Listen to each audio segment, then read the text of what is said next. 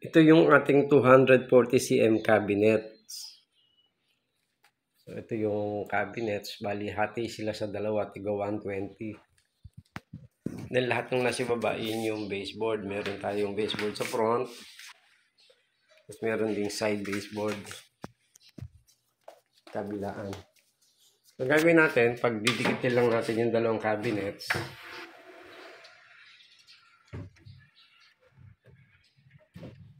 Ayan, meron naman tayong guide. Ayan. Pag naka-align na, pwede na nating i-screw.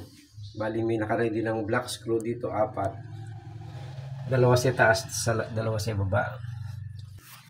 After that, pwede nating i-align using the adjustable footing. Align and level. Bali, make sure lang na lahat ng paa nakasayad sa flooring para lahat bumubuhat.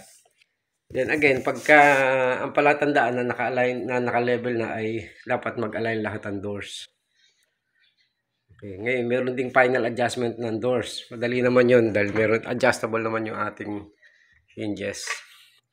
Then after nun, pwede na ikabit ang mga baseboard. So yung baseboard meron lang clips on both sides. Tapos tatapat lang. Okay. Ganun din dito sa kabila.